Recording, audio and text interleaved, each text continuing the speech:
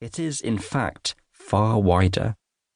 The full spectrum of light, which surrounds us at all times, represents a staggering 65 octaves, as much as 9 grand pianos standing in a line. Compared to this, our single visual octave starts to look rather insignificant. If these 9 pianos were all being played at once, but you could only hear the notes from one single octave on one single piano, how much music would you be missing? The answer, of course, is almost all of it. The same is true for our universe. All the beauty and wonder of the cosmos that we can see pales in comparison to the much greater unseen universe, which contains a store of cosmic mysteries, which, to this day, we still haven't fully understood. This book is a guide to the 99% of cosmic reality we can't see, the world that is hidden right in front of our eyes. It is also the endpoint of a scientific detective story thousands of years in the telling. It's a tour through our invisible universe. Chapter 1. What is light? Thinking is difficult at high altitude. Here in the control room of the very large telescope, astronomers are not always particularly creative when it comes to naming things.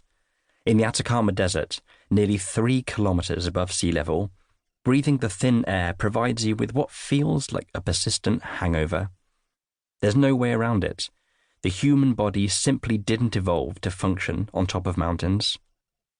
This is where I found myself, in the spring of 2012, fighting the mental fog and the pounding headache, doing my best to carry out a carefully planned sequence of observations. Luckily for me, I had made the schedule earlier, back in the blissfully oxygen-rich atmosphere at the foot of the mountain. The headache was worth it, for one simple reason. Appearing on the computer screen in front of me was something no human being had ever seen before, a relic of the primeval universe hanging there in the ancient darkness. Just by looking at this image, I was reaching out across a vast ocean of cosmic time, peering back through billions of years into an alien cosmos that existed long before planet Earth formed. If this feels surreal, know that you wouldn't have to go back very far in human history before this paragraph would start sounding more like magic than science. To be totally honest, it feels more than halfway to being magic to me, even now. How is this trick, time travel essentially, made possible? The answer, of course, lies in the properties of light. Light, which zips around the universe at an incomprehensible speed, brings messages from the past and is our tool through which we understand our cosmos. Almost everything we know about our place in the universe is built on a foundation of light.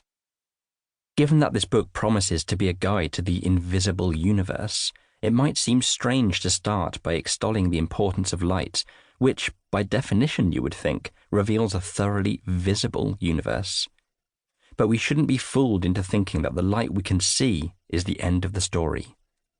T.S. Eliot said that light was the visible reminder of invisible light, a line which beautifully describes the perspective of modern astronomy. The ancient galaxy I was observing above, in my altitude-addled state, was being captured in infrared light, a snapshot of the universe's deep past that would have been completely invisible to my eyes without the aid of modern technology. As we shall see, we are surrounded by a universe of invisible light which reveals to astronomers a rich storehouse of cosmic wonders that would have been completely unimaginable to our ancestors. In this introductory chapter, I want to talk about light. Light is undoubtedly one of the wonders of the universe. A wonder which we are so familiar with in our everyday lives, we can easily overlook how deeply strange it really is.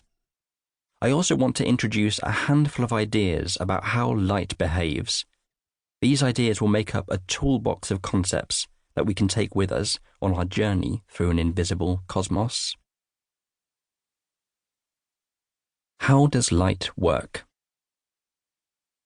The basic idea behind our modern understanding of light is fairly simple. Light sources, like bulbs, fires, and stars, produce waves of